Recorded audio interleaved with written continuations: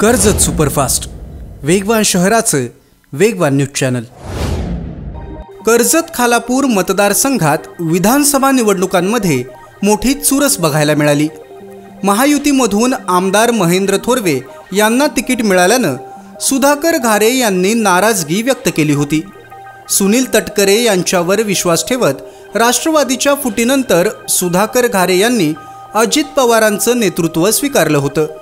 सुनील तटकरे यांच्यावर आमदार महेंद्र थोरवे यांनी केलेले आरोप आणि टीका यांना सडेतोड उत्तर देत राष्ट्रवादी काँग्रेसची बाजू सुधाकर घारे सावरत होते।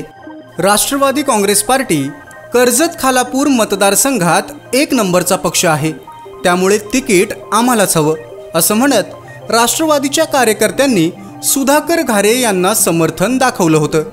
तिकीट न मिळाल्यानं सुधाकर घारे यांना अपक्ष निवडणूक लढवावी लागणार होती आणि त्यासाठी राष्ट्रवादी काँग्रेस पक्षातून बाहेर पडावं लागणार होतं। सुधाकर घारे यांनी परिवर्तन विकास आघाडीची निर्मिती करत असंख्य कार्यकर्त्यांसह राष्ट्रवादीला रामराम ठोकला, त्यामुळे कर्जत खालापूर मतदारसंघातली राष्ट्रवादी नाहीशी झाली। सुधाकर घारे नाहीत तर कर्जत खालापूरमध्ये राष्ट्रवादीचं अस्तित्व नाही याची जाणीव वरिष्ठ नेत्यांना सुद्धा होती। त्यातच आमदार महेंद्र थोरवे यांच्याकडून टीकेची झोड उठत असताना सुनील तटकरे यांची बाजू मांडून प्रत्यारोप करणारं कोणीही कर्जत खालापूर मतदारसंघात नव्हतं। या सगळ्या बाबींचा विचार करून सर्व पदाधिकाऱ्यांचे आणि सुधाकर घारे यांच्याशी चर्चा करून त्यांचे राजीनामे पक्षानं नामंजूर केलेले आहेत।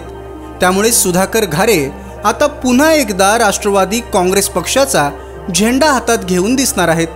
सुधाकर घारे यांच्यासह असंख्य कार्यकर्त्यांचे राजीनामे पक्षानं नामंजूर केल्यामुळे राष्ट्रवादीला कर्जत खालापूर मतदारसंघात एक वेगळंच बळ मिळणार आहे।